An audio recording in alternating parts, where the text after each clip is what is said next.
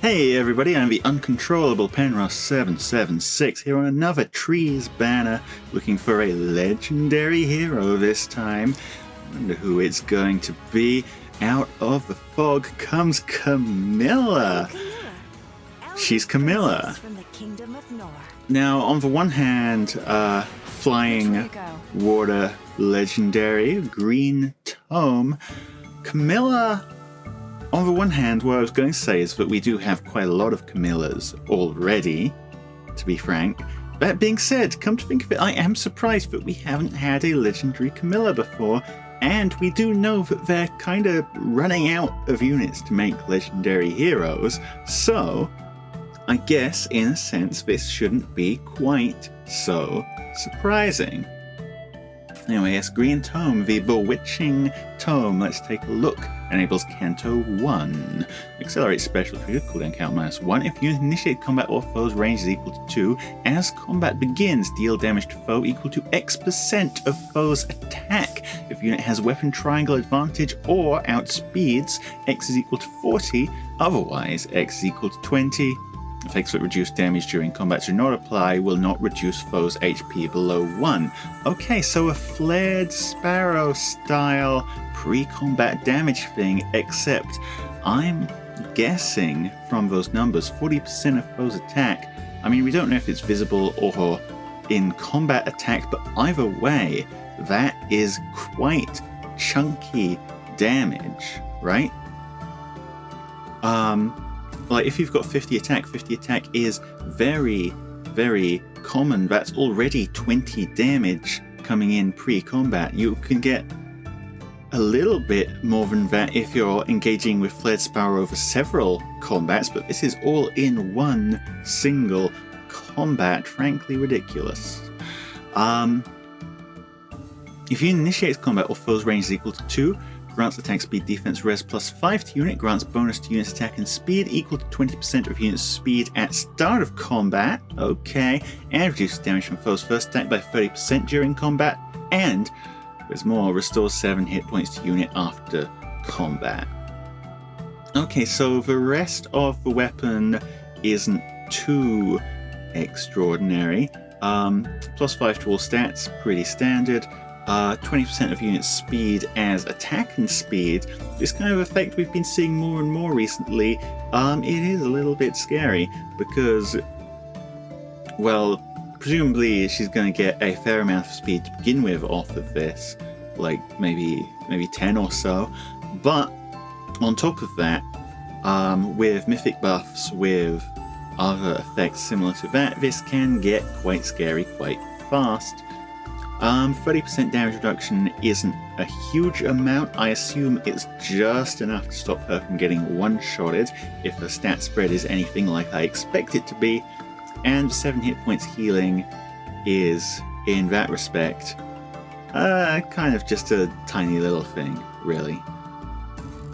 Draconic Aura, yeah, high attack unit, who would have guessed, probably implies that she doesn't have any particularly high defensive stats, which makes sense given the whole attack and speed focus. Remote Sparrow is giving her another 30% damage reduction, so a little bit more survivable than just one-shot protection, but still, I'm guessing this unit isn't super tanky and is going to be a little bit vulnerable to DR piercing counterattacks, which there are quite a few of at the moment, Duo Byleth most notably. In the B slot, her PRF skill, Spoil Rotten. At start of turn, if unit's HP is greater than or equals 25%, inflict speed res -7 and sabotage on closest foes and any foe within 2 spaces of those foes through their next actions. And grants reduces the percentage of foes' non-special reduced damage by X% skills by 50% to unit and allies within 2 spaces of unit for 1 turn. Hello there. We have a way to offload damage reduction piercing onto another unit. Okay, admittedly this is not the first way of offloading damage reduction piercing onto another unit. A legendary Alia already exists and has the whole thing going on with Dragon Blast, but that does require support partnering, so you can only really do that to one unit. This is everyone within 2 spaces, and it is not tied to a special trigger either, so you can just do this whenever. It is only 50%, but 50% is plenty, especially considering there is also the possibility to run another 50% in a unit kit. We've seen a considerable amount of that before. At the start of combat, if unit's HP is greater than or equal to 25%, inflict speed res -5 on foe, neutralizes effects that prevent units' follow-up attacks, and neutralizes effects that inflict special cooldown charge -X on unit during combat. Okay, so it's also a decent stat swing. It's offensive half NFU, it's offensive half tempo. So with that, she basically has a full suite of things that any range attacker wants to have. Yeah, she is a pretty solid unit. I'm guessing there's going to be another page of this, isn't there? Yep, there sure as heck is. Say hello to her C-slot, Deadly Miasma. The gold frame means that this one is probably inheritable. If you initiate combat, it inflicts attack speed, defense, res -5 on foe, and neutralizes foes' bonuses from skills like Fortify, Rally, etc. during combat. And after combat, deals 7 damage to target and foes within 2 spaces of target, and applies Divine Vein Haze on target space and on each space within 2 spaces of target space for 1 turn. And what does Divine Vein Haze do? Applies the following effects on space: inflicts Spectrum -5 on foe and neutralizes foes' bonuses during combat. Divine Vein effects don't stack, obviously. It replaces any existing Divine Vein effect, and if you apply multiple Divine Vein effects simultaneously, they cancel each other out. So you can't live the Deadly Miasma Flared Sparrow meme dream here. But it's -5, Spectrum -5 and lull on a Divine Vein. As we already know, any source of Divine Veins is already pretty great because your opponents are probably putting down Divine Veins and you want to replace their Divine Veins with your own Divine Veins. This is a way of doing that. And plus, it's just a lot of stats, a lot of personal stats from a C slot.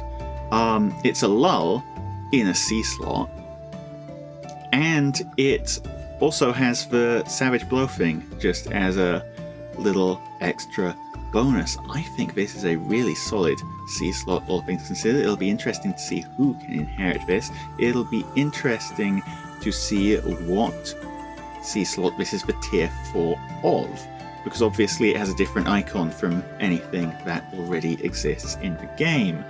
All things considered, I think this is a really fun looking unit. Admittedly, the pre-combat damage is going to be a little bit absurd, right? That has potential to be easily half of your hit points, depending on the mode.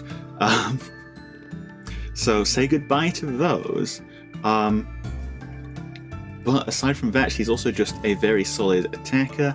Not an exceptional attacker, but she has pretty much the standard attacker kit of the toolbox of everything you need.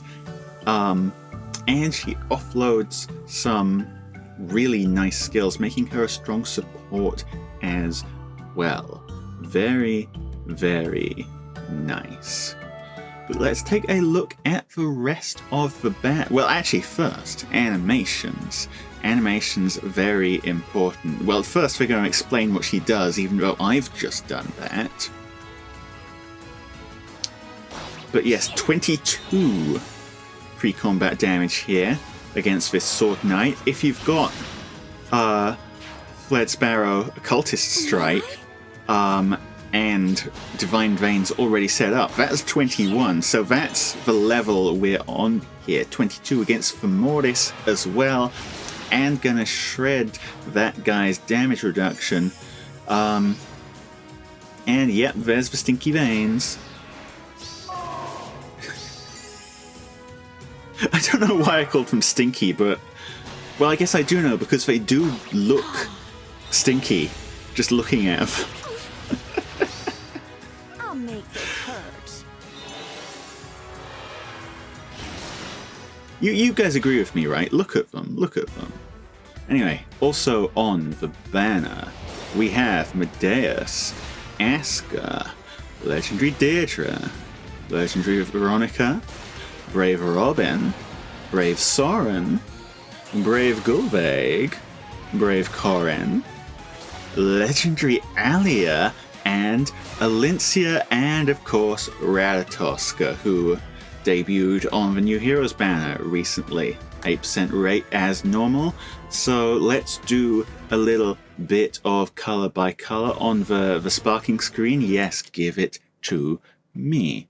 Okay, so starting with the obvious angle here, green is nuts. There are exactly 2 units in the game able to offload damage reduction here, and they are both on green. Legendary Camilla, obviously the fancy new unit you're rolling for. Legendary Alia, as I said, can offload damage reduction. Also one of the most interesting Omni tanks in the game, or even used for split tanking paired with a save.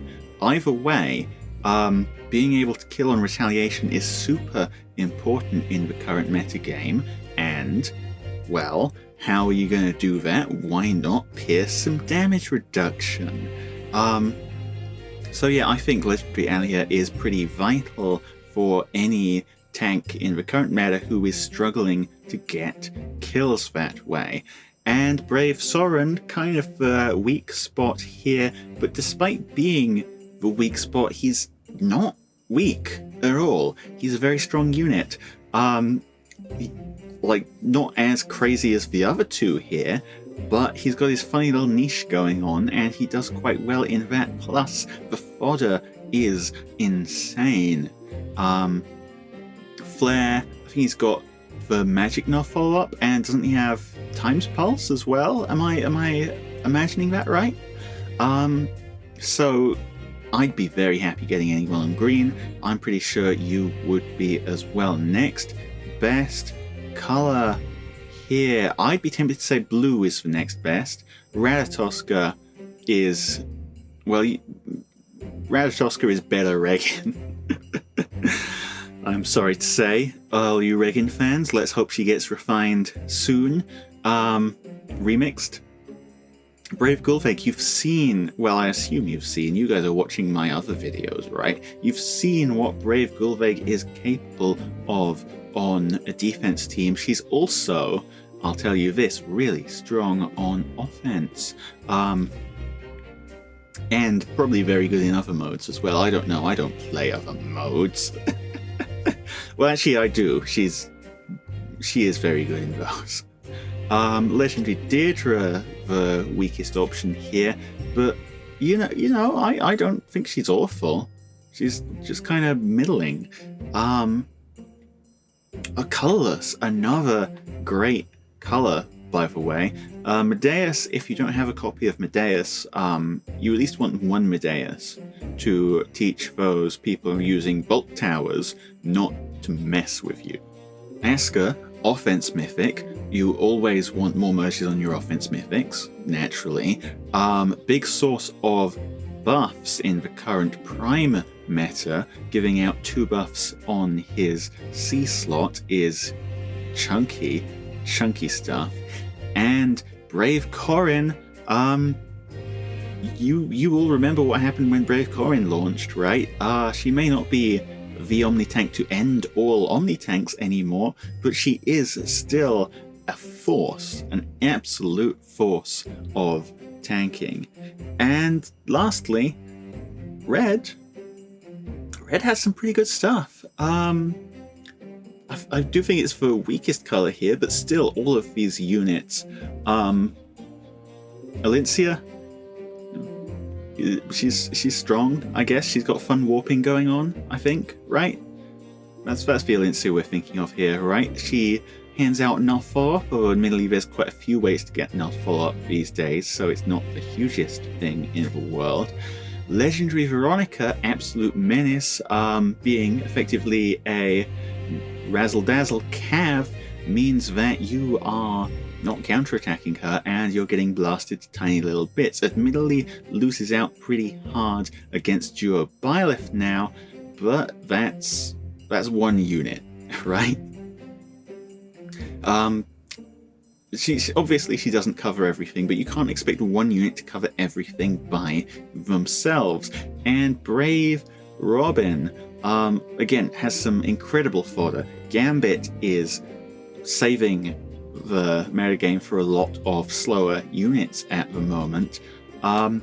He's got some pretty neat warping stuff going on, and Rally Spectrum is also very useful for countering any sort of scowl effect, which, as you know, are getting more and more common these days.